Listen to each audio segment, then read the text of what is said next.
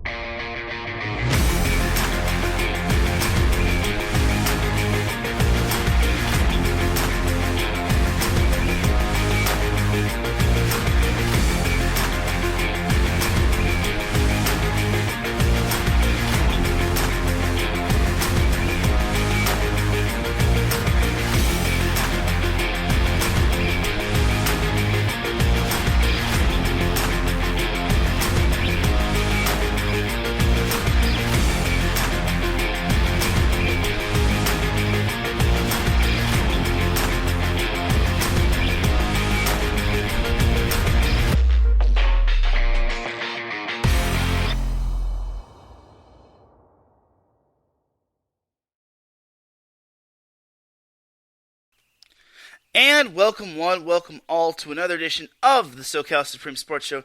Thank you all for joining me on this Friday afternoon, Friday evening, Friday morning, wherever you are listening from. Either way, you have made your way to episode 108 of the SoCal Supreme Sports Show. And without any further delay, let's get on into it. But first and foremost, before we get on into the SoCal sports action, the SoCal Supreme Sports Show would not be where it's at without IE Sports Radio. IE Sports Radio can be found on several different streaming platforms, such as Apple Podcasts, iHeartRadio, and many more. They can also be found on social media, on Twitter at IE Sports Radio, Instagram, and TikTok with the same handle. Also, they're available on Facebook by typing in the word IE, then Sports, then Radio in the search bar. Also, we have ourselves a website, www.iesportsradio.com, and when you go there, at the top you will see a Patreon link which starts at $5 a month.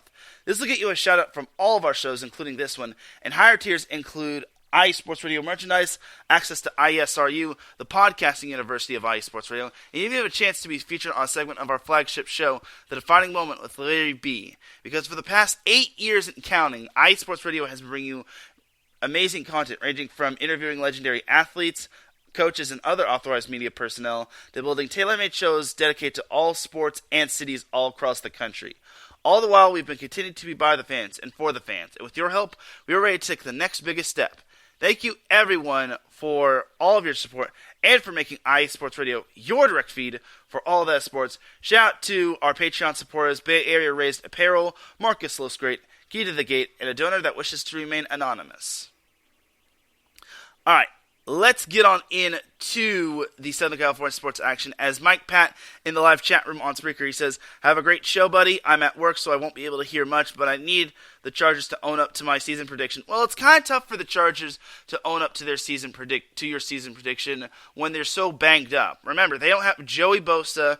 Keenan Allen is still out. Rashawn Slater is slated to be out the rest of the season. J.C. Jackson is 100%. So tough for the Chargers to own up to your season prediction or your preseason prediction when they're all banged up. Oh, also Jalen Guyton's out for the season as well, and he's their speedy wide receiver 3. But this might as well go to the Chargers to start off. So they narrowly escaped with a win over the Browns. They fell behind 14-0, but then they were able to rebound and get the win as they won 30-28. So how it went down is that they scored 17 unanswered points after the Browns went up 14-0.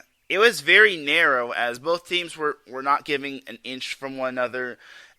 After the first half, it was basically a back and forth battle where both teams were just trading off the lead. It was back and forth, and then the Browns were up 28-27, and the Chargers did have the ball in the red zone, but unfortunately, because of their offensive ineptitude, they were unable to get 7 on the board as they had to settle for a field goal. So the Browns were eventually driving down the field as, by the way, Nick Chubb continues to own the Chargers' run defense. And the Chargers' run defense is still god-awful. Everyone who keeps telling me, well, the Chargers have one of the worst run defenses, but they were holding their own against the Browns. No. They were absolutely bad. They were at best average. If the Chargers' run defense was holding their own, then the Browns wouldn't have had any little to no rushing touchdowns. But down 30-28, the Browns were storming down the field, and eventually Jacoby Brissett, their quarterback, now that Deshaun Watson is out until week 12, he threw an interception to Alohi Gilman, of all players, and all the Chargers needed to do was run down the clock, and they were doing so. They got to the point where the Browns used all of their timeouts, and the Chargers had a big decision: go for it on 4th and 2, and then punt it. The most logical option to do would be to punt the ball, pin the Browns down to about the 20, maybe the 10. But Brandon Staley decided to go for it on 4th down, which I was really baffled by that. And to everyone's dismay, if you're a Chargers fan, it wound up being a complete dud as Herbert tried to throw a slant route to Mike Williams. It was a complete goose egg as Williams was covered real nicely. Like, it would have been even better if Herbert just handed the ball off to Eckler or if he kept it himself. So at that point, I was just livid. I'm like, why?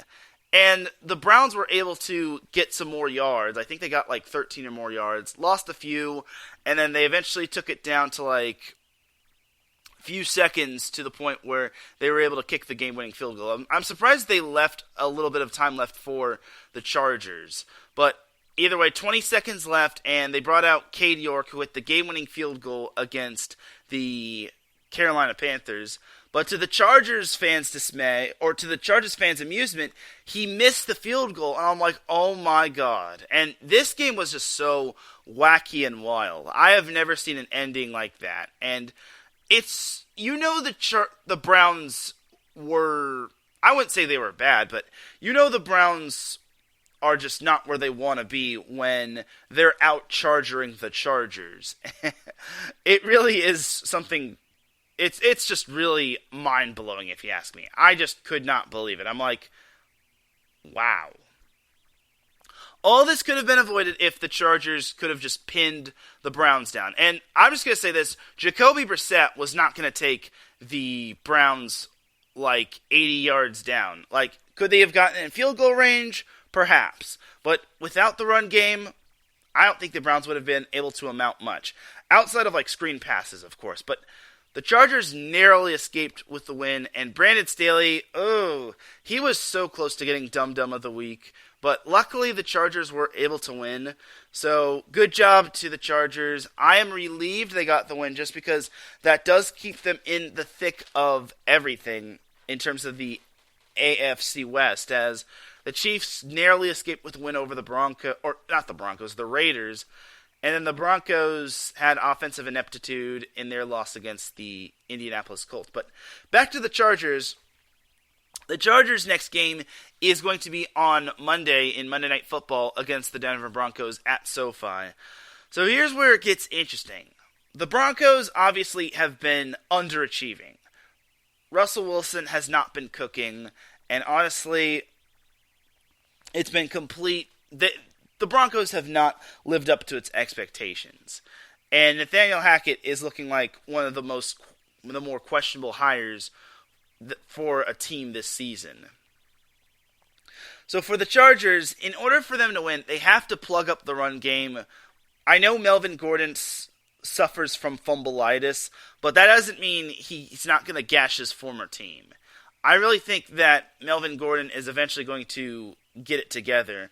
And then they also have Latavius Murray, and then they also have, what's his name, Mike Boone? Either way, the Chargers' run defense has to be better, and even though Russell Wilson has been dealing with shoulder issues, he did get treatment, and he's not going to miss any games, so it looks like Russell Wilson is going to play. Like, heaven forbid if Russell Wilson misses this game, then that would be bad for the Broncos. But for the Chargers, they just have to be smart offensively. They just have to be smart. Their defense has to come up big. I know it's tough without Joey Bosa. I know J.C. Jackson isn't 100%, but with the extra day added on, the Chargers should be able to should be ready to go against the Broncos. This is a big game just because the Broncos are not 4-2. They're 2-3. The Chargers are 3-2. And if the Chargers want to keep pace with the Chiefs, which are 4-1, they're going to have to win more and more of these games. Because like I said, in the second half of their season following the bye, the Chargers' schedule gets really tough after they play the Falcons. And like I said, 4-3 would be ideal for the Chargers in order for them going into the bye. But 5-2 would be even more ideal just because that would put them in a much better situation. Also, a little bit of a fun fact that I kind of forgot about. The last time the Chargers went 3-2, they finished 12-4. That was back in 2018, and they tied atop the best record in the AFC West, though they didn't have the tiebreaker over the Chiefs just because I think it was like point differential between the two teams. But either way, the Chargers, they're still in the thick of it in terms of winning the AFC West. They do have a good shot, but here's my thing. They have to be smart. Staley cannot be he can't go for it on 4th and 2. In their own territory. I understand the gamble, and I understand if the Browns defense wasn't good, but it's so obvious they were going to go to Mike Williams. Now, if they had gone to someone else like Gerald Everett, who was wide open, or anyone else, or if Herbert just ran it for himself, I think that would have been a much better idea. But it was so obvious just because Mike Williams is the number one wide receiver for the Chargers so far. It was just a bad execution for going for it on 4th and 2. Now, 4th and 1 is a little bit more understandable because you have Austin Eckler, who had himself a monster game. And he has been having a monster game ever since last week. But overall, the Chargers just have to not shoot themselves in the foot. And fortunately, they didn't really turn the ball over there. But one thing they also have to do is they have to get sacks. I don't think they had a sack once on Brissett last week. And that is kind of disturbing just because, well, the Chargers did trade for Khalil Mack, so why are they not utilizing him? Though Khalil Mack was big in terms of some of the Browns' run game. He was able to stop some of the Browns' run game, but he wasn't able to limit it. But overall for the Chargers, this is a huge game, and they're playing on Monday Night Football, and the Broncos have had lots of rest. Last time they played was last Thursday, so it's nearly been 2 weeks since the Broncos had a game. So they're going to be a little bit more rested, and they're obviously licking their wounds just because they lost quite a bit of their players. I think they lost a couple of wide receivers. They lost their running back, Javonte Williams. They lost Tim Patrick to IR. They lost I think Isaiah Simmons is playing. I'm not sure what his stats looks like, but I saw the Broncos injury report yesterday. It was pretty. I don't know who's out. I think Garrett Bowles might be out for the Broncos as well, which is a big loss for the offensive line. But I saw the injury report for the Broncos. It was not good. So it'll be interesting to say the least. And overall, I think it'll be a great matchup for sure. However, I don't know. It's going to be tricky for the Chargers to win, as basically the big thing for the Chargers that they need to do is they have to score more points than the Broncos. I know it's cliche, but the Broncos have been offensively inept, even more so than the Chargers, but I feel the Chargers this is like a big game for them, just because the following week they're at Seattle, and then they've got the bye where they could just, I wouldn't say relax, but give them time to like heal, rest, lick their wounds, and then at best they'd be 5-2. Like, say they win this week and then they win next week against Seattle.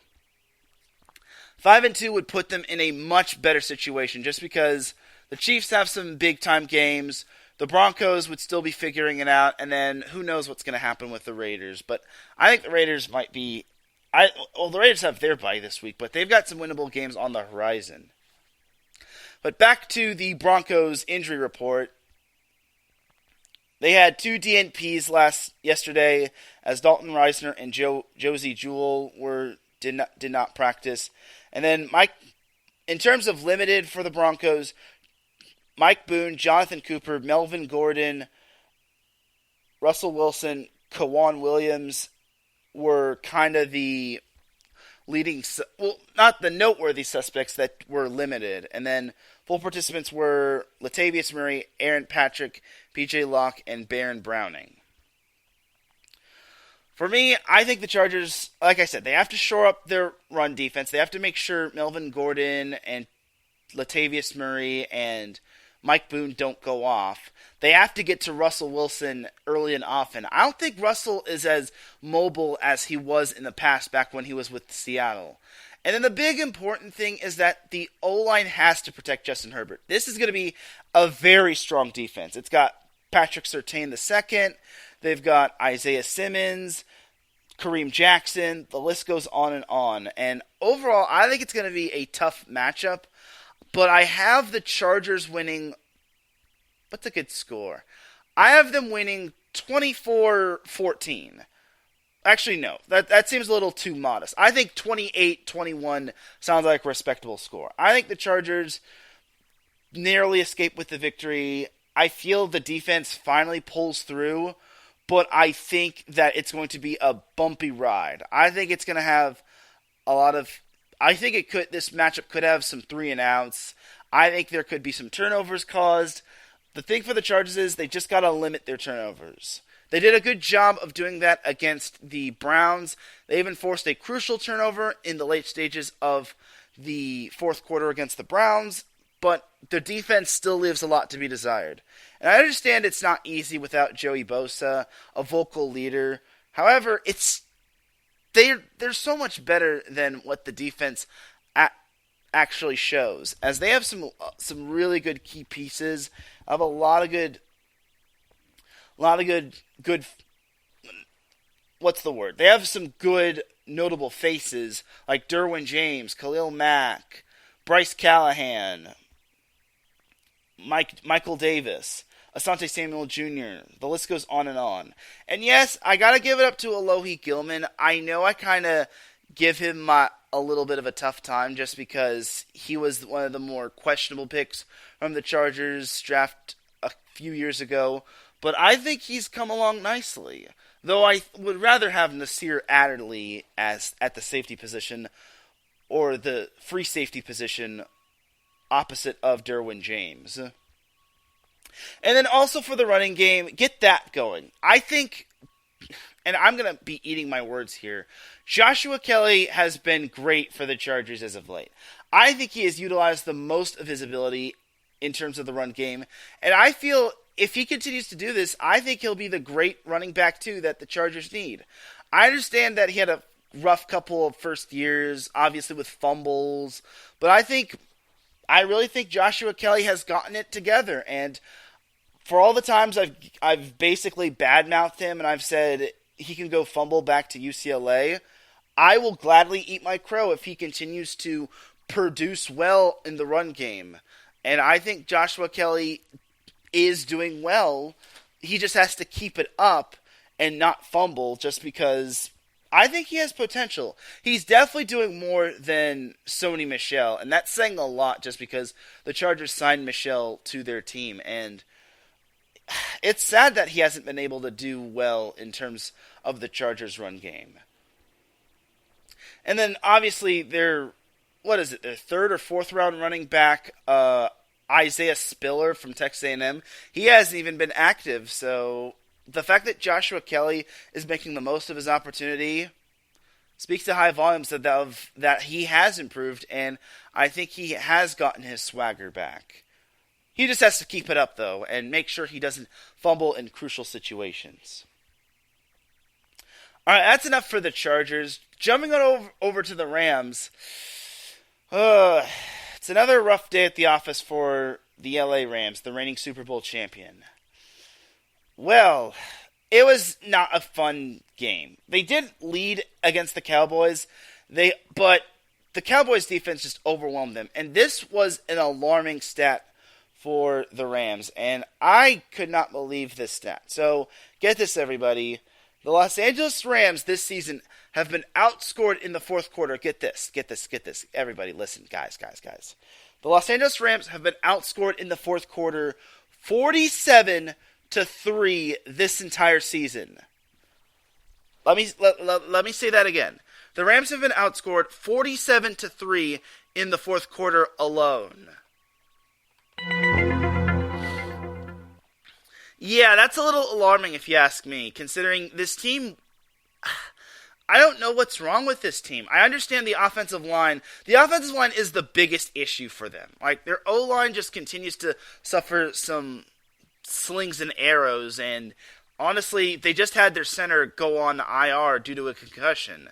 So, for the Rams, they're just not as explosive as they were last year, and I feel maybe the Rams need to start making some moves. Like, if it means having to give up some draft picks, then so be it. Obviously, the Rams front office is willing to part with draft picks just because of the F them picks MO. But for the Rams, they're 2-3, and they have lost to some legitimate opponents. The Bills, the Niners, and the Cowboys. And the fact that I'm saying the Cowboys really disgusts me, just because I don't think the Cowboys defense is good, but the Cowboys weren't really the most offensively fire-powered team I've come to know and love.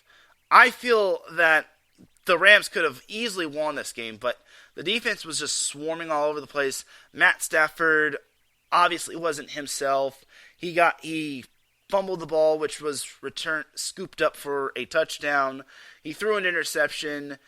And then I also found out that Cooper Kupp, Aaron Donald, and Tyler Higbee were all questionable, though Sean McVay expects them to play. So for the Rams, if they're questionable, then the Rams really need to get healthy ASAP. I don't know when their bye is. I want to say it's like week 12, but the Rams really need to get it together. And something else I need to make note of is that Cam Akers is out for this week, as he missed practice yesterday due to a personal issue. He's out just because probably for personal issues, and they are working through some things. As this was according to Sarah Barshop of ESPN NFL Nation, who covers the Rams. Sean McVay said that Cam Akers will not practice today or play on Sunday, as they're working through some things which is very alarming. I really am concerned now, because now that means Daryl Henderson? Daryl Henderson's going to have to take over the run game. And then I forget the other running back who was the backup for the Rams, but now it looks like the Rams are really going to be they're really in a bind. As, I don't know, it's like the fact that they don't have their top running back, the fact that they're banged up, and the fact that their O-line continues to be complete dookie-doo speaks to high volumes of how concerned that the Rams should be. I don't think they're in too much of disarray, but this is kind of going to be gut check time, because they're playing a Carolina Panthers team that just fired Matt Rule. If the Rams cannot beat the Panthers, I really don't know what to say, just because, well, it's going to look bad, because the Panthers are not good, and they won't even have Baker Mayfield, and Sam Darnold's out with an injury as well. So the Panthers are going to be playing, drumroll please, at quarterback, P.J. Walker. Yes, P.J. Walker will be the starting quarterback. If the Rams can't beat the Panthers that are starting P.J. Walker, well, we now have a lot more to be concerned about, just because the Rams, they can't lose to the Panthers. Their wins are against the Cardinals, which are solid but not great, and then the Falcons, which are getting better, but they're not great. But this is a matchup the Rams have to win, just because it's only going to get tougher from here on out. And if the Rams can't do anything offensively perfectly, then this is going to be a very concerning. This could be very concerning going forward, just because the next four. I'm sorry, not next four opponents. The next 5 opponents for the Rams are going to be extremely challenging. You've got the Niners next week, then you're at Tampa Bay, then you're back home against the Cardinals, though they might be able to handle the Cardinals. Then they're at New Orleans, then they're at Kansas City. This is very alarming if you're the Rams. And then also, the Seahawks have been playing better. Then you have the Raiders, which heaven knows that's going to be taken over by Raiders fans. And then you're at Green Bay, which has kind of been your house of horrors for not only your team, but for Matthew Stafford. So, on paper, following this game, the Rams have a very daunting schedule following this game. Even the Raiders look intimidating. Even the Seahawks are doing better without Russell Wilson and with Geno Smith. Even the Broncos could be a matchup problem with that stout defense that they have. It's going to be very challenging if the Rams can't even beat a 1-4 Panthers team who's basically grasping at straws in terms of finding star quarterbacks. It might even need to get to the point where the Panthers have to sign Cam Newton again. I think that's what maybe they should do. I think that is their best chance of winning and not playing P.J. Walker. But back to the Rams. With all the talent that they have, that they currently have, they have to beat the Panthers. If they can't beat the Panthers, then we have to hit the panic button. Also, fun fact about the Rams and the Chargers this week, or this season, one LA team has been able to win in a week while the other hasn't. Week 1, we had the Rams winning, and then the Chargers, we had the Rams losing and the Chargers winning. Then week 2, we had the Chargers losing and the Rams winning. Then week 3, we had the Chargers losing and the Rams winning. Then week 4, we had the Chargers winning and the Rams losing. And then week 5, we had the Chargers winning and the Rams losing. So week 6 could possibly break that mold. I'm going to say the Rams win 31-14. I think the Rams finally wake up from their offensive slump, but they can't underestimate the Panthers, just because it's at home. That should be something that they should get used to, or that something they should, I wouldn't say get used to, but they should adapt well to playing at SoFi as opposed to heading to heading to Carolina. And 2, they're playing PJ Walker. Nothing more needs to be said.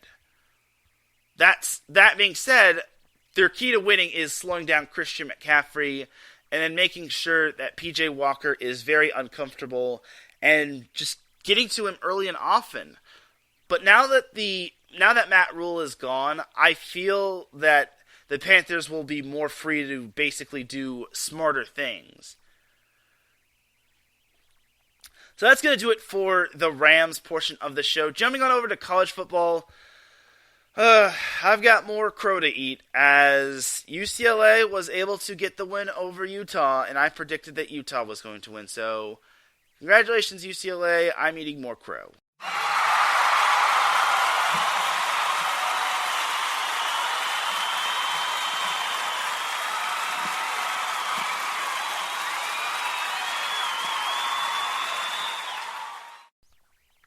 So yeah, that's 2 weeks in a row I've been incorrect about UCLA football. Yeah, I'm not surprised that UCLA won just because UCLA is indeed a good team, and I think that they are performing well. It's just that against Utah, they had lost 5 in a row, and against Utah, being against Cam Rising, it was just a uphill climb. But they were able to weather the storm and get the win, and they didn't even need to weather no storm. They basically were impressive for the majority part. And I think UCLA, man, this team has taken off. And let me just clarify something for the Pac-12 championship. So the Pac-12 championship is basically the top 2 teams in the conference. So basically, if USC and UCLA tie atop the conference, then both teams will face each other, even though they're from the same division. They finally scrapped the whole South versus North thing, and honestly, good for them. I'm so glad they got rid of that just because we don't want to see Oregon in the championship 95% of the time. Not that there's a problem with that, it's just that Oregon is just the stiffest competition in that division. What's a good comparison to it in terms of like the NFL? Honestly, they're the Tennessee Titans of the Pac-12 North, with the lone exception of like the Colts. Well, yeah, the Tennessee Titans currently of the Pac-12 North. So I'm glad that Pac-12 got rid of the whole South versus North thing, and they just based the top 2 teams based off of overall records. But back to UCLA. Man, UCLA, they are really good, and I can't believe how impressive they've been. They beat Utah 42-32 as DTR made history, as I want to say he's the all-time passing touchdowns leader at UCLA. Granted, DTR, or Dorian Thompson-Robinson, had his 5th year, but it's just impressive overall. And DTR played himself a good game, though he did have an interception, but it's all good. The defense was fairly good as well, as they didn't allow a passing touchdown from Utah. Cam Rising threw an interception, and basically the Utah's offense had to mainly be angled around running the ball, which I wouldn't say it's a bad thing, but when you're taking away the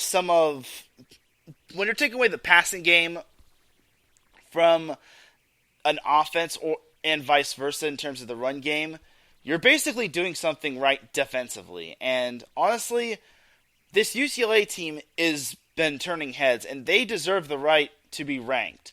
Currently, UCLA is ranked 11th in the AP Coaches Poll, which is absolutely nice, as they have a bye this week. So UCLA has the chance to basically lick their wounds, get some rest, and prepare themselves for next week's matchup, which will be having them hit the road to Eugene to take on Oregon. Now, Oregon is vastly improved compared to their first game. Their first game against Georgia, it was a complete mismatch as they got bulldozed. I understand they had a close call against Washington State, but ever since then, Oregon haven't really been too much in danger. Last week, they tore past Arizona 49-22, and then the week before they shredded Stanford 45-27. Granted, Stanford didn't have E.J. Smith, but what can you do? Much like UCLA, Oregon is also on bye, as this will be an interesting week next week for Oregon and UCLA, as both Oregon and UCLA are both undefeated in the Pac-12, as they're both 3-0 in the conference, which is very eye-opening. So whoever wins this will have a leg up on the loser of the matchup, and they'll move closer to possibly make it to that Pac-12 championship. Here's my thing for UCLA. I think UCLA is the real deal. I have seen the light. This team is for real, and I think this team can actually do damage the rest of the way in the Pac-12, because once they get past Oregon, it kind of starts to lighten up a little bit, as they have Stanford. They should be able to handle them because Stanford is a lowly 1-4. Arizona State, they're not the same Arizona State from last year when they had Jaden Daniels. They have UCLA, they're still in a rebuild mode. USC is kind of their only true challenge, and then Cal should be somewhat easy pickings. But back to UCLA, if they win this matchup, they're in very good shape, just because I don't think there's too many teams that could stop UCLA in the Pac-12. The only team that has a good shot at beating UCLA is USC, but for UCLA, they're playing such great football. Zach Charbonnet's running the ball well. DTR has been phenomenal at quarterback. You could probably write a book about how good UCLA has been. And Chip Kelly deserves a lot of credit. Like, everyone thought that the Chip Kelly experiment was going to blow up in their face. Nah.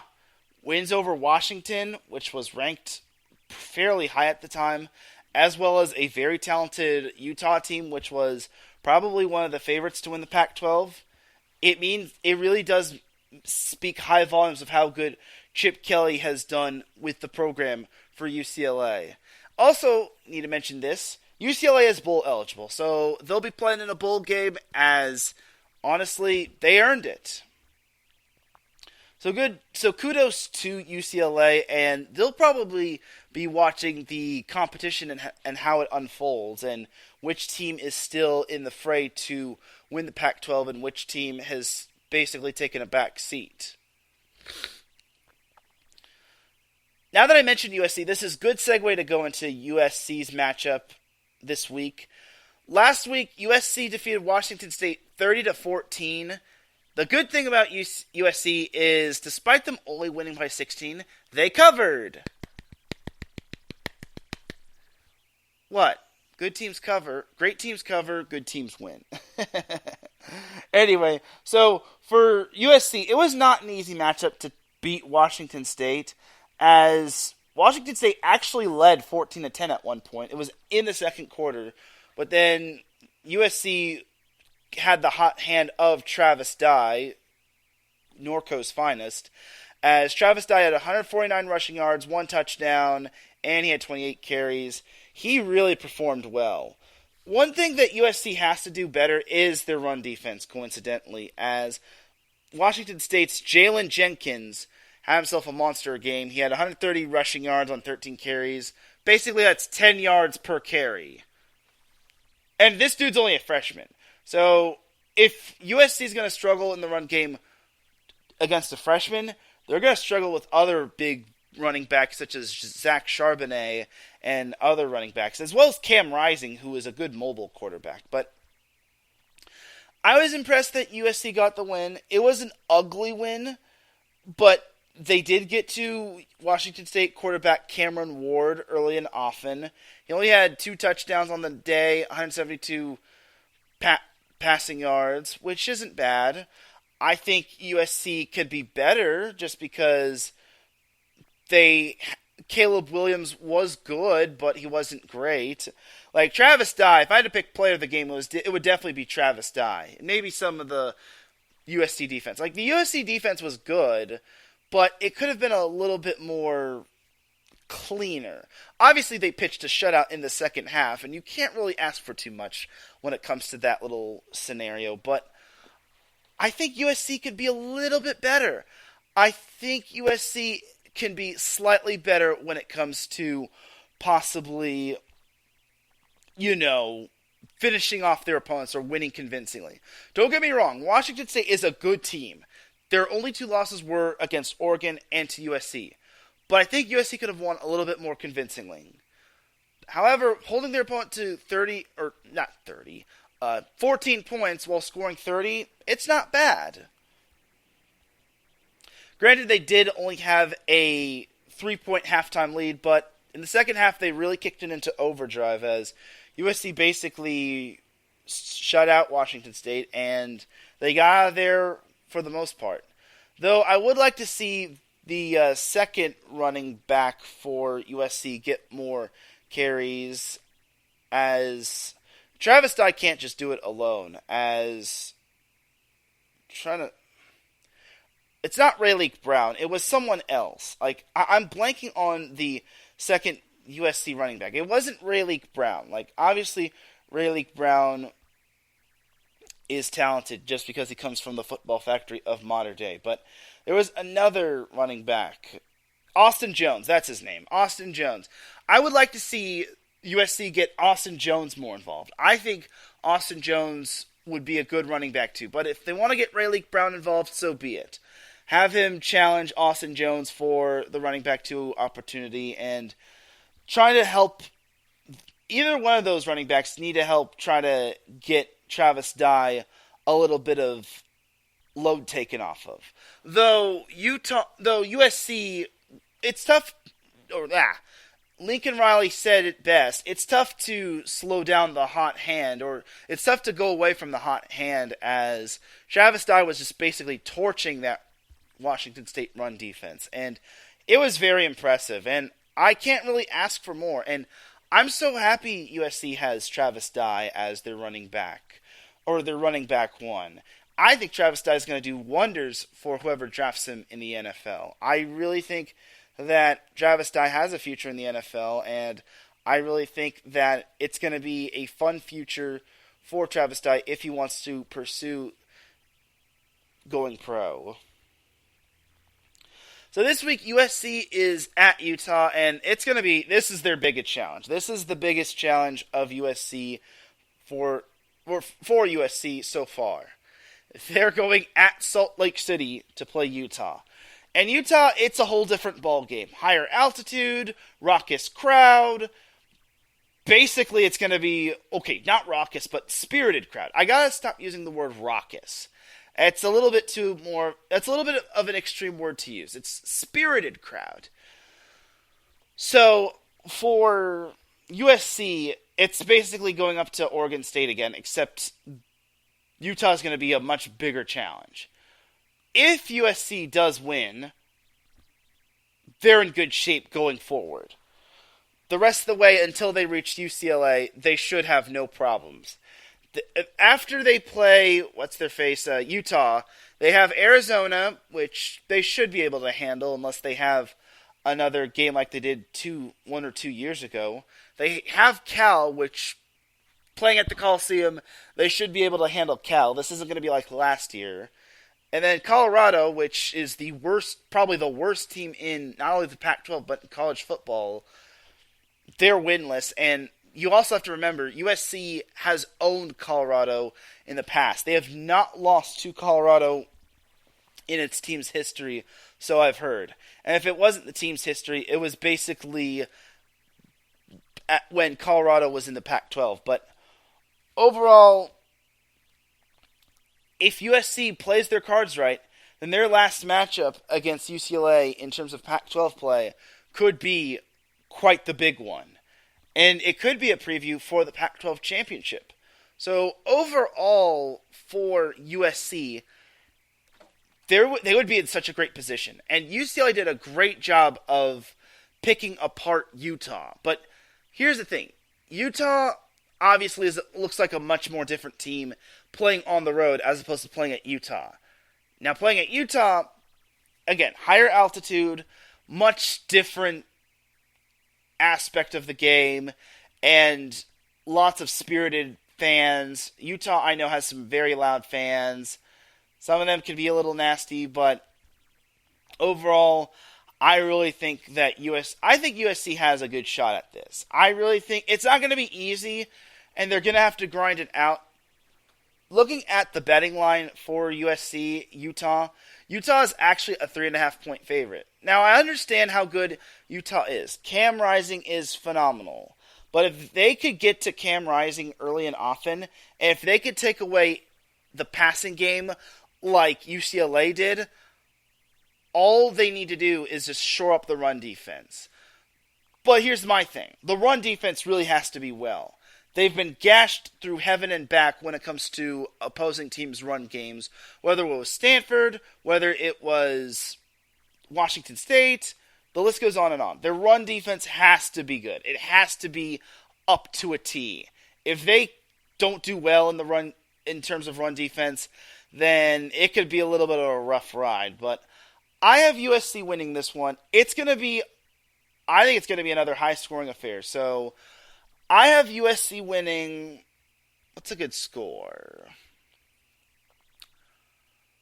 Let's go 42-31. I think USC comes alive offensively, and then that's the offensive portion of my mind. I think USC wins 42-31 if it comes down to both teams having to play in a high-scoring affair. Now, if it's a defensive affair, I have USC winning 24-17. I think if it's a defensive battle, it'll be close, but I think USC gets the win. I really think USC's offense can bowl over Utah's defense. If Utah is giving up 42 to UCLA, and they gave up, 28-29 to Florida that one time, I think USC is in good shape. Or 29 points. And then Utah hasn't really fared well against really good competition. Their best win is against Oregon State, which isn't even ranked. Yeah. Anyway, if USC basically gets to Utah defensively first, and then if they score early and often and take Utah out the game early in terms of its offense, then USC should be able to have a good time in terms of winning in convincing fashion. But I think 42-31 is a realistic score. I don't want to see USC's defense get gashed. I want to see USC's defense shut down Cam Rising, shut down the run game, and basically get the offense up and running, and basically have the offense tire out the Utah defense and then dominate time of possession.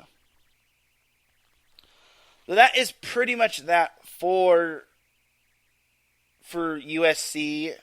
Jumping on over to San Diego State. San Diego State won. Oh my goodness.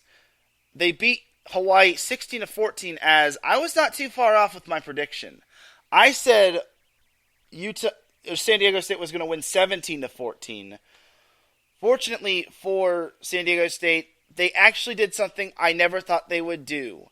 They actually had a quarterback perform well, and it almost brought a tear to my eye.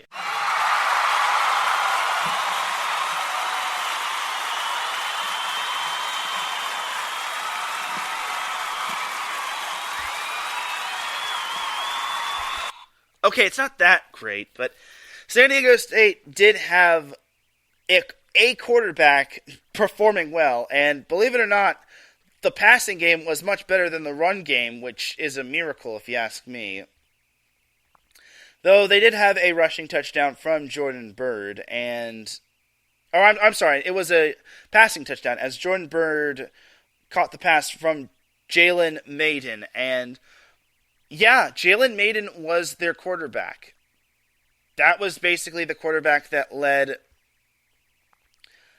San Diego State to the victory against Hawaii. Granted, it was an ugly victory as they had to have pretty much a go-ahead field goal to win the game, but hey, you gotta win in ugly fashion. The fact that they even won is quite astounding and quite satisfying, and I really think that I wouldn't say that San Diego State was bad. I'm just saying that they could have been a whole lot better just because you're playing Hawaii. The Aztecs really needed this win because had they lost, that would have been game over for their Mountain West title hopes. So for San Diego State, Jalen Maiden, this dude made me so happy. He had 322 passing yards. He went 24 for 36, and he had a passing touchdown. It was fantastic. And this dude is only a freshman, if I'm not mistaken. A freshman. And this dude... Oh, no, he's a junior. He's a junior, my bad. But the fact that Jalen Maiden was able to come in and put together a fantastic game, it was just so it made me so happy. And Larry B, I'm glad he's in the chat room because yeah, he entered right when I was talking about San Diego State, but San Diego State was able to have good offensive ineptitude as they actually had a quarterback actually do something instead of just hand the ball off to their running back. As Jalen Maiden had 322 passing yards, and he had a passing touchdown in San Diego State's win over Hawaii. And I have come to the conclusion, San Diego State's quarterback is back, baby, and they need to roll with Jalen Maiden. And this is what I have to say about San Diego State's quarterback situation with Jalen Maiden. I think I got my swagger back. Yes, I think San Diego State has their quarterback. I think they have their quarterback. They got to roll with Jalen Maiden. If Brady Hoke decides to not start Jalen Maiden in the next game, and they have hardly anything in terms of the passing game, I am going to lose it. Anyway, so good job to San Diego State as they are back to 500. And I know it was an ugly win, but I had San Diego State winning by 3. Like I said, I had them winning 17-14 off of a go-ahead field goal. But what can you do? So San Diego State's next game is tomorrow at Nevada. So my thing for San Diego State is this. Nevada is going to be an interesting opponent as their quarterback is Nate Cox, who is 6'9". Holy crud, this dude makes Justin Herbert look small. But Nate Cox is their quarterback. He's only thrown 1 interception, but he's only thrown 2 touchdowns. From what I'm looking at right here, it looks like Nevada is a run-heavy team as Toa Tu'aua is kind of their big-time running back. So my thing for San Diego State is this. Shore up the run game. They have to make sure that Nevada's run game does not get it out of hand. And if it comes down to it, they have to get pressure on Cox. I think this is going to have to be another game where the defense has to shine. This is kind of going to be the new norm for San Diego State. Defense has to show up. Defense has to ball out. Defense has to get the offense going. Defense has to get the offense good offensive field position. And the defense just has to practically help out the offense just because the offense is still inept. It's just mainly still running the ball. But with Jalen Maiden, I am a lot more optimistic than I was with the previous quarterbacks. But I think San Diego State wins this one. It's going to be at Nevada, but I have San Diego State winning 20-17. I really think it comes down to another walk-off field goal from Jake Browning, but I think again, this is going to be the new norm. If you're a fan of low-scoring defensive games, San Diego State is your guy. If you're a fan of the defense having to carry teams to victory, San Diego State is your team. This is kind of going to be the new norm. I'm not going to predict blowouts with San Diego State. I've come to the conclusion that San Diego State is not a blowouty team. They're basically a defensive, you have to play ugly, you have to get in field goal range, you have to win via walk-off field goal type of team. I'm sorry, but it's the truth. So that's going to basically do it for San Diego State. I have them winning, though, but try not to make a liar out of me, Aztecs. Jumping over to San Diego, they were able to defeat Drake. No, not Drake the rapper. Drake of Indiana. 22-10 as the Bulldogs fell to 0-2. Poor Bulldoggies. San Diego will be heading back to Torero Stadium to take on Presbyterian tomorrow at 2 p.m. Pacific time. The Toreros should be able to win that one. I feel they should, but I can't guarantee anything just because it's San Diego. Cal Poly, on the other hand, they narrowly lost to Northern Arizona as they lost 31-29, which made me sad face. They lost off of a go-ahead field goal with about 90 seconds remaining. So, God, Cal Poly, it's a bummer. They should be able to handle. Well, okay, their next game is against Idaho State. On paper, they should be able to handle Idaho State. However, you can't really be too sure when it comes to Idaho State. And I want to say Idaho State has a former Corona Centennial player on their team. I'm blanking on the guy's name, but I do know he played football at Corona Centennial. I'm literally blanking on the dude's name, but either way, I look forward to this little matchup between Idaho State and Cal Poly. If Cal Poly Cameron Pitcher, that's his name. Cameron Pitcher. He plays linebacker for Idaho State, and he played linebacker for Corona Centennial. And if he helps Idaho State beat Cal Poly, then he's gonna get a 110% shout out on the next show. And I do not care what anyone says. I would not even be disappointed if Cameron Pitcher helped Idaho State get their first win of the season. But that is going to do it for the college football portion of the show. I am nearly an hour into this thing. My goodness. We're going to take a quick commercial break, give my voice a little bit of time to rest. When we come back, we've got some MLB to discuss, some NWSL to discuss, as well as some NHL, and we have the Dum Dum of the Week. You are listening to the SoCal Supreme Sports Show here on iSports Radio, your direct feed for all that sports. We'll be right back after this. Some say that Indiana is just a flyover state. Flatlands and cornfields, barns and country roads. What if I told you Indiana is the crossroads of America? What if I told you in all other states, basketball is just basketball? In Indiana, basketball is life. Crowded high school basketball gyms on a Friday night, and every barn with a basketball rim and a frayed, worn-out net. If you're interested in the heartbeat of America, and if you're interested in sports, if you have Hoosier running through your veins, the Crossroads Pod with Aaron X is made for you. Powered by IE Sports Radio, your direct feed for all that is sports. Each and every week, the Crossroad Pod covers all of Indiana sports. The pride of the horseshoe of the Indianapolis Colts. The blue-collar, bold swagger of the Indiana Pacers. The relentless pursuit of the sixth banner for the Indiana Hoosiers. The swing of the hammer of the Purdue Boilermakers. The swoop of the Cardinals of Ball State. The summoning of the echoes of the Notre Dame Fighting Irish. The growl of the Bulldogs of Butler. The intensity of an Indiana fever. The chop of the Indianapolis Indians. At the Crossroads Pod, if it is Indiana, we've got you covered. More than cornfields. More than country back roads. The Crossroads of America. Join me, Aaron X, every week. It's nothing but net.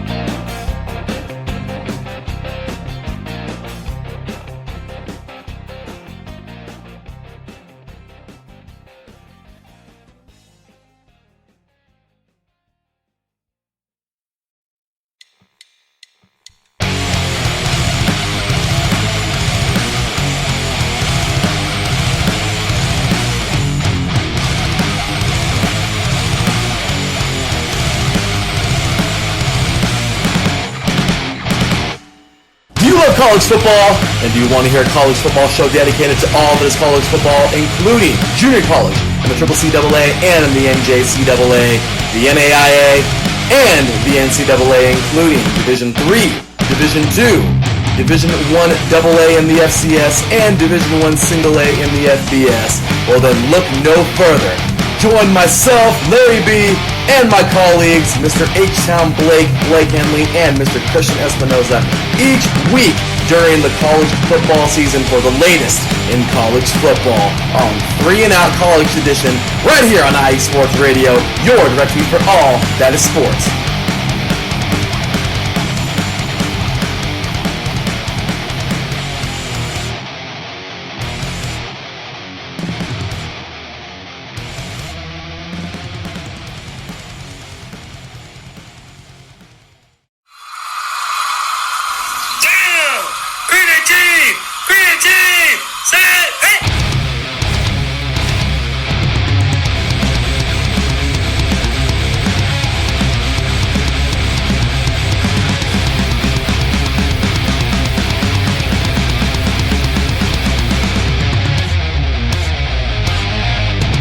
What's going on, football fans? This is me, your boy Larry B, inviting you to join myself, Callum Reynolds, Mike Pat, and John Felipe for one of the most electrifying football shows you have ever heard.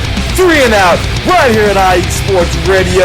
Recap of the week before, a preview of what's to come, and of course, 3 hardcore head-to-head prime-time face-offs each week. You don't want to miss it.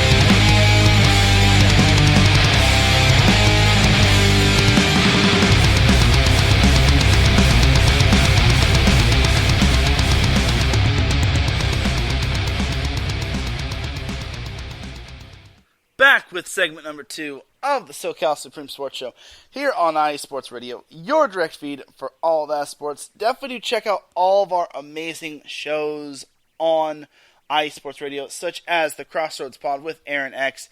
He normally goes live on Saturdays at 8 a.m., but apparently today he went live at 8 a.m. today.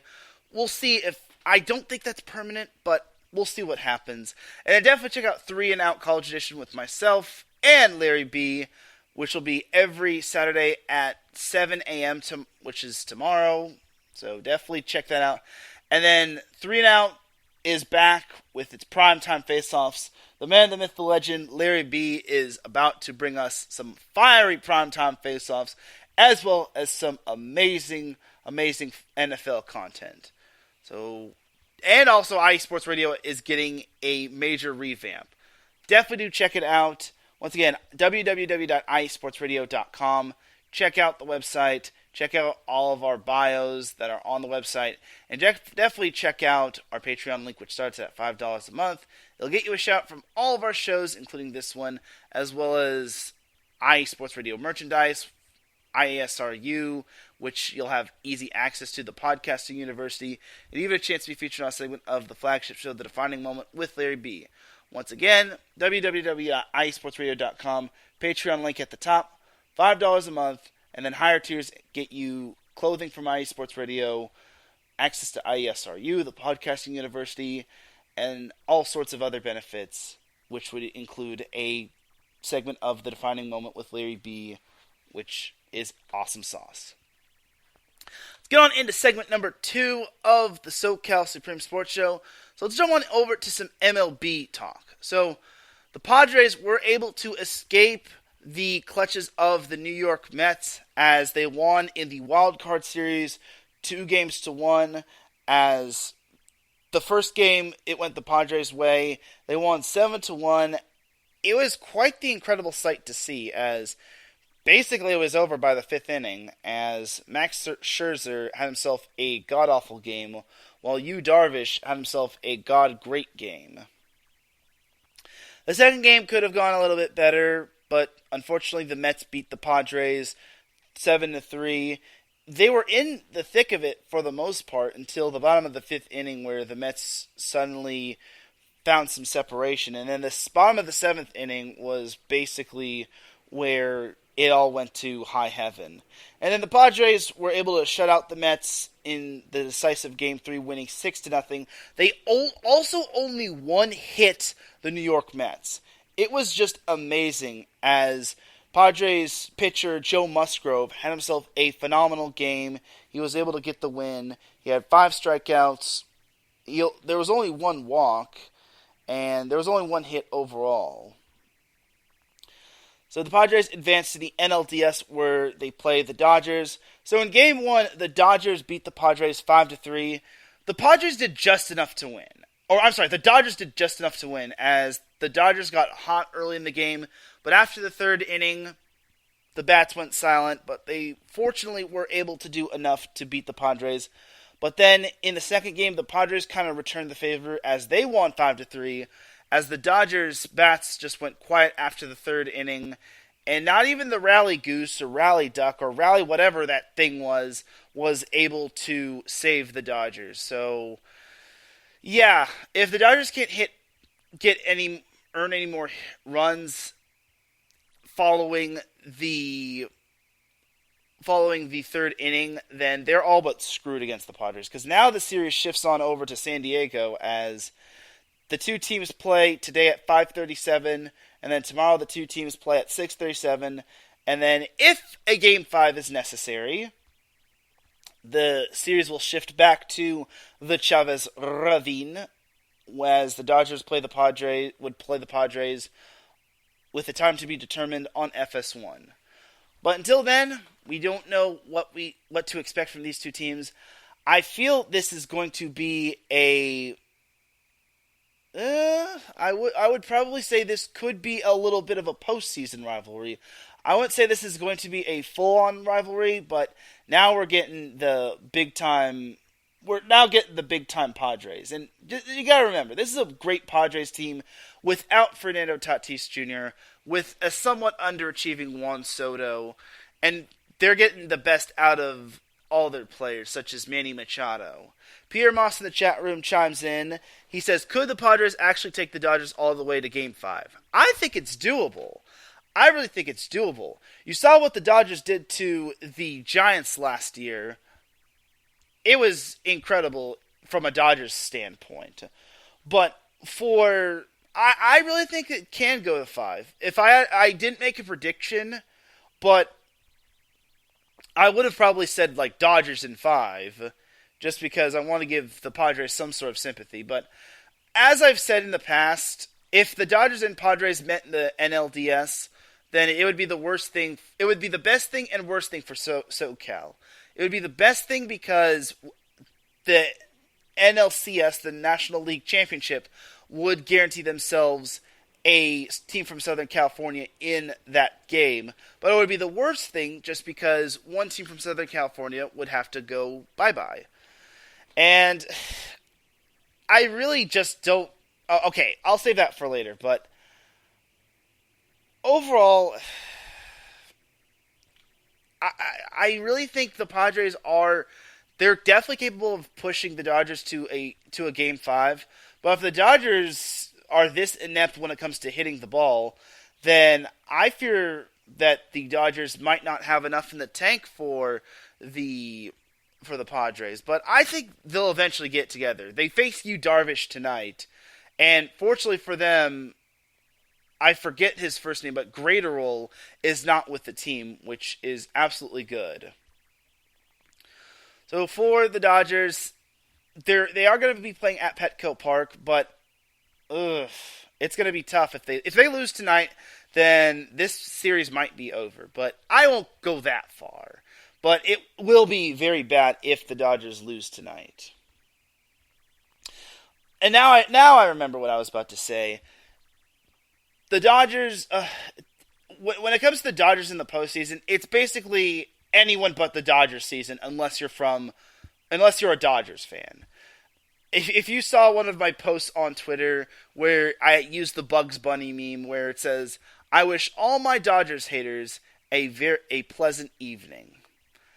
It's basically Dodgers hate week. It's basically Dodgers hate season when it comes to the postseason. Everyone and their moms are rooting against the Dodgers, and it's sickening if you ask me. It's basically, I have to basically see some of my friends that are NorCalians or from the Northern California area basically say, go this team, anyone but the Dodgers. I understand, but I would not be rooting against the Giants. So why do y'all gotta be like that to the freaking Dodgers? And it's even other teams that are wanting the Dodgers' demise. So it's a good thing that Twitter has this thing called the mute button. But I'm not gonna go that far. But it'll be much more sweeter if the Dodgers manage to win. However, that's a big if, just because they have to stop having hitting ineptitude or run producing ineptitude. They have to actually freaking drive in runs, not past the third inning, and they actually have to do things. If they do, they're golden. If they don't, then this might be one of the more disappointing teams in the MLB. They might even be the definition of Peyton Manning. One of my friends that's a Dodgers fan said that they were the Buffalo Bills. That would imply that they haven't won anything. And I'm sorry to all my Buffalo Bills fans that are listening, but if you're describing the Dodgers as the Buffalo Bills, that is a terrible, terrible comparison. The Dodgers they've at least won something. And even in recent years, the Dodgers did win. Yes, 2020 still counts. I will fight anyone that still thinks otherwise. But I don't think comparing the Dodgers to the Buffalo Bills is the best comparison. Comparing them to Peyton Manning would probably be the most accurate thing, just because the Dodgers do so great in the regular season, only to come up short in the postseason. That's just my comparison. That's probably a better and more fair comparison than describing them as the Buffalo Bills. But overall, that is pretty much going to do it for the MLB portion of the show. I'm really excited for what is to come when it comes to the Padres and the Dodgers. If the Padres move on, then could they be the team of destiny? If the Dodgers move on, then can they get past the Atlanta Braves? That still remains to be seen. But jumping on over to the NHL, so the Anaheim Ducks and the Los Angeles Kings both kicked off their season on... Okay, the Kings kicked their season off on Tuesday as they lost to the Las Vegas Golden Knights 4-3. I am in pain just because Jonathan Quick had 47 saves, but unfortunately he gave up way too many goals in the third quarter, or third period, which made me sad. One of which was on a power play. I'll give him the benefit of the doubt. Sorry. But other than that, yeah, it was not fun. And then Quick unfortunately gave up a goal with about less than 30 seconds remaining, which was not fun. But I'll give the Kings this. It's still early. We don't need to hit the panic button. Though they did lose to the Seattle Kraken last night 4-1, so it's early. I'm not going to hit the panic button. Saturday they play Minnesota at Minnesota, and then on Monday they hit the road to the Motor City to take on the Red Wings. Tuesday they're at Nashville. Thursday they're at Pittsburgh. And then next Saturday, they are at Washington. So they have a 5-game road trip. My goodness. So they better get used to being away from the Crypto.com arena. It still sickens me that I have to call it that instead of Staples Center. But anyway, yeah, it's still early for the Kings. We don't need to hit the panic button already. We'll have to see what happens with them going forward. And then as for the Ducks, they kicked off their season on Wednesday, and they actually won. Oh my gosh, the Ducks won. They beat the Seattle Kraken 5-4 in overtime, as they actually had to dig their way out of a 3-1 deficit and a 4-2 deficit, and they were able to pull off the win. It brought me a little joy. Notice the word little joy, just because most people are still not high on the Anaheim Ducks this year. Some people are saying the Ducks will miss the playoffs, which I totally understand. Though Trevor Zegras is still one of the more entertaining players in the NHL. I think he's a treat to watch. And Jonathan Gibson, I hope he still has it in him. He was able to come up with a big save, which led to the Troy Terry game-winning goal, which, again, brought me joy, but just a little joy. Not big joy, but just a little. So the Ducks hit the road to New York to take on the Islanders on Saturday. Then they'll stay in New York to take on the Rangers on Monday. They then travel to New Jersey to take on the Devils Tuesday. Then they'll head up to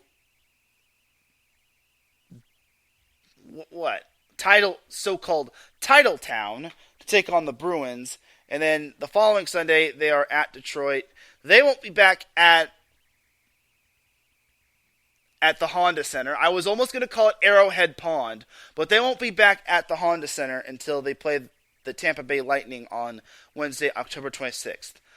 I still think that the Ducks' home ice will forever be known as Arrowhead Pond. It will forever be the pond, and no one can take that away.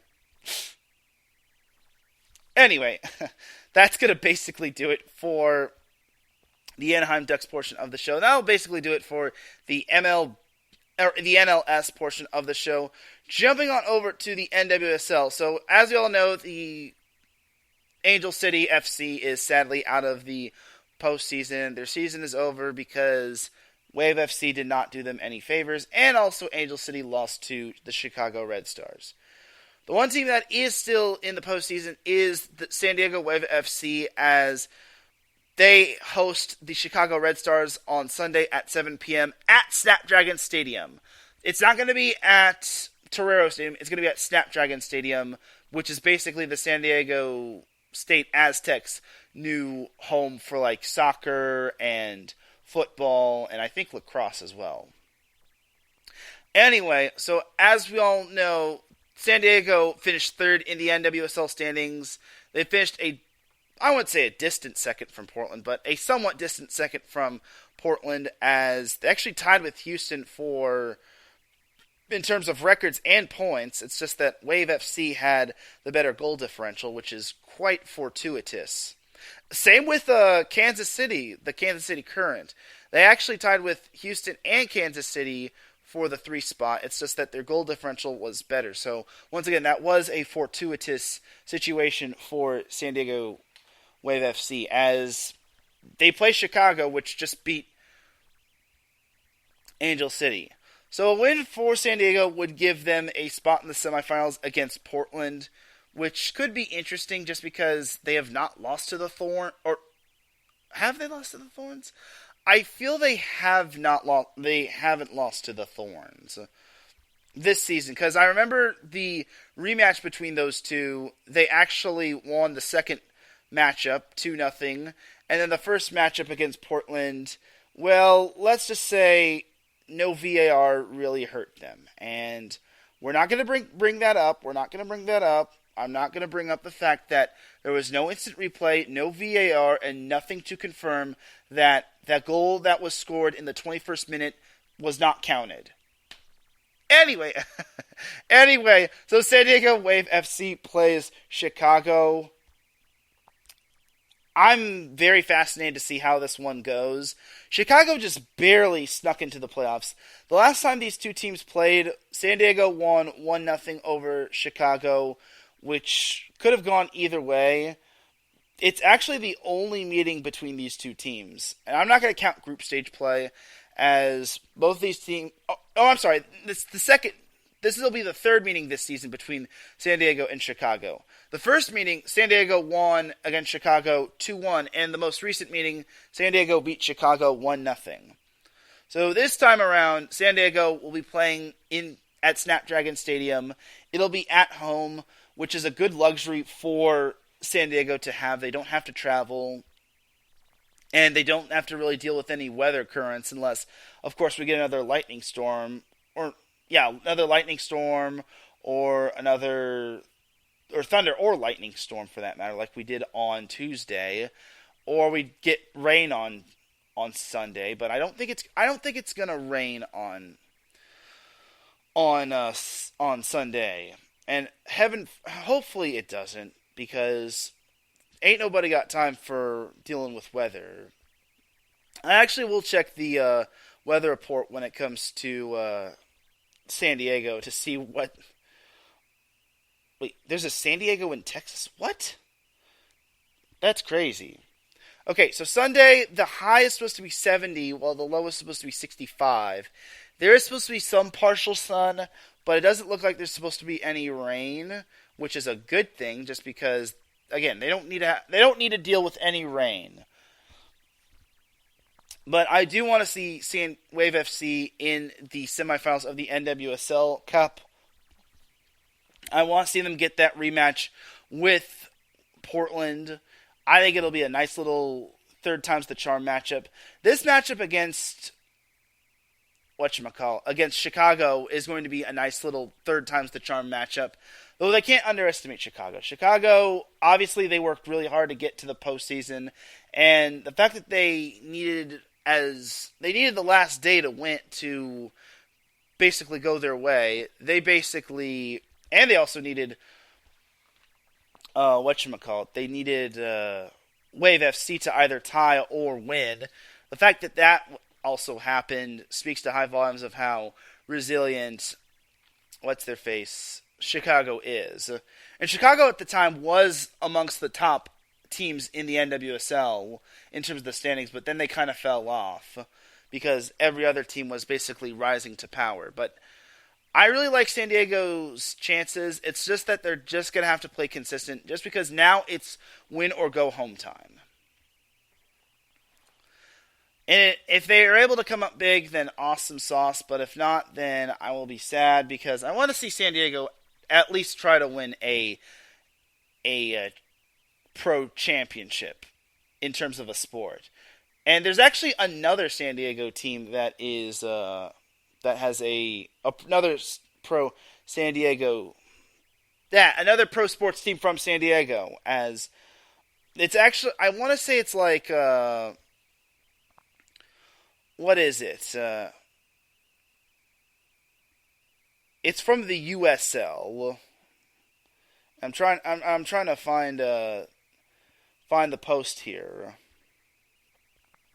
Yeah, the San Diego Loyal. So, San Diego Loyal, they're actually a professional soccer club from the USL. So, yeah, San Diego is going to be busy in terms of its playoff teams with the Padres, Wave FC, and the San Diego Loyal. I kind of forgot this was a thing. I'll keep an eye on them once the playoffs begin, as this will be their first ever home playoff game at Torero Stadium, as they'll be playing on October 23rd, which will be quite nice. I don't know who they'll be playing, but I'm sure it's going to be a fun little time. But we'll see what happens when it comes to San Diego in its sports. I think it'll be quite fun to see San Diego possibly winning a pro sports championship. And then I also have to give a shout to Wave FC's some of Wave FC's players, as Casey Stone is a Coach of the Year finalist. Goalkeeper Kylan Sheridan is a Goalkeeper of the Year finalist. Alex Morgan is an MVP finalist, and then Naomi Gurma is an MVP Defender of the Year and Rookie of the Year finalist. Which, my goodness, that is quite nice. It's good to see Wave FC is getting awarded for their players getting awarded for their efforts. Especially Naomi Gurma. She is up for 3 awards, so kudos to her.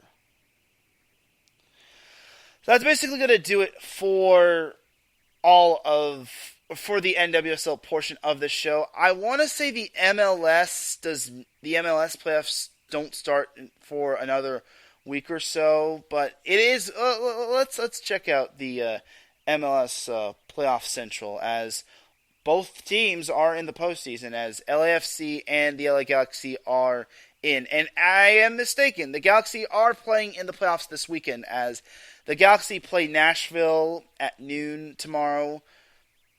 A win basically gets them a date with LAFC in the quarter. What is it? the Western Conference semifinals, which would basically be round 2. But a loss would mean I have to rage against the Galaxy, which I hope that does not happen. But the Galaxy are playing one another. The Galaxy is playing Nashville. They're actually one of 4 teams that's playing on Saturday. Well, that's one of the few playoff matchups that's playing on Saturday. The other matchup is the New York Red Bulls taking on Cincinnati FC. But back to Galaxy and Nashville. I hope the Galaxy has good goalkeeping, because when they played the Galaxy, I think their last meeting against Nashville, they wound up tying with Nashville, which wound up mattering in the long run. The good thing for the Galaxy is that they're playing at Dignity Health Sports Park, aka the former StubHub Center.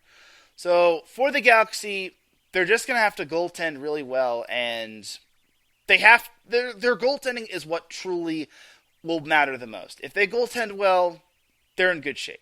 If they don't goaltend well, then their defense is going to get ripped apart. And they can kiss their El Tráfico round 3? Round 3 of El Tráfico, bye-bye. But overall, that's pretty much it for the MLS portion of the show. LFC, as we all know, they have a bye. They were the Commissioner Shield recipients, which was very nice of them. Now it's time for LAFC to actually put everything all together and for them to actually win in the postseason. Because with this stacked team, if they don't win the whole thing, or at least make it to the finals, LAFC is cursed. They might be even more cursed than the Chargers. But that is going to do it for the MLS portion of this show. Before we get on out of here, just because my voice is starting to get shot by the minute, we have to give out the Dum Dum of the Week award. So the Dum Dum of the Week award basically goes out to anyone or anything that does or says anything stupid. No one is safe from this award. It could be my neighbor, it could be my neighbor's dog, it could be a bird outside, and no one is safe from the Dum Dum of the Week award. And I had to think quite a bit about the Dum Dum of the Week, but I found my Dum Dum of the Week. Oh boy. So, Dum Dum of the Week, okay. Remember how the Rams basically tried to limit ticket sales to making sure that Niners fans weren't able to get tickets to the NFC Championship at SoFi Stadium? And remember when the wives of some of the NFL players like Matthew Stafford and Andrew Whitworth were basically trying to limit ticket sales, and they basically tried to encourage Rams fans not to sell their tickets to Niners fans? Oh boy, we had another scenario. But it wasn't in regards to the Rams. It was regards to another team that was playing in the postseason. and this just so happens to be the San Diego Padres. Yeah. I was talking about how San Diego sports is basically doing postseason things with the Padres, the Royal, and with Wave FC. Oh boy. So here is the scenario with the Padres-Dodgers series. So the Padres postseason ticket sales are verified for fans, Padres insiders, and the public. Or the Padres postseason ticket sales to verified fans, Padres insiders, and the public will be limited to the following counties and areas. So only people within these areas, the San Diego County, Baja California, Imperial County, South Orange County, which would be San Clemente, Dana Hills, Laguna Niguel, San Juan Capistrano, and Laguna Beach, Southern Riverside County, which would be Temecula Valley, Murrieta Valley, Lake Elsinore, Menifee, Hemet, and Paris, La Paz County, Mojave County, Yuma County, and Clark County. Orders by residents outside geo-limited areas will be canceled without notice, and refunds will be given. Okay, Padres, I'm disappointed in you. I understand you don't want Dodgers fans overtaking the stadium, but this is not the way to go. You don't limit ticket sales. That's not how you're going to build revenue.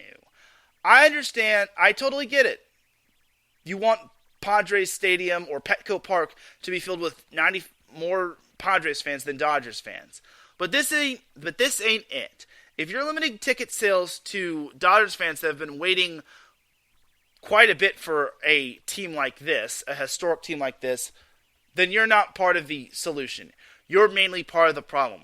I'm disappointed by this. And it's like, why? Why are we still limiting ticket sales to counties? And what if I want to have something like this? What if I want to go down to Petco Park? Basically, this limits Newport Beach as well. Newport Beach and Costa Mesa as well. And I'm just downright disappointed. It's like, why would anyone want to do this? But I forgot, there's not a whole lot of Padres fans compared to Dodgers fans. Though this does kind of give my little take up, though this kind of like nullifies my take of everyone and their moms rides the Dodgers need to lose train. But overall, I'm just sickened by this. It's like, why are we still doing this? Why is this a thing? I don't like this whole limiting ticket sales to certain counties, to certain fans, to certain anything. It's disappointing, it's disgusting, and more importantly, it just needs to freaking stop. So, for the Padres and their ticket sale people that are limiting ticket prices, please change this. Otherwise, you will be Dum Dum of the Week from now until the end of time. And this goes for everyone else. If I see a SoCal team or a NorCal team or any team that is denying ticket sales to certain residents, you are going to get Dum Dum of the Week. But for right now, San Diego Padres and your ticket sales people that are limiting tickets to certain counties and certain areas, you are this week's Dum Dum of the Week award recipient. You're so dumb. You're so dumb. You are really dumb. For real.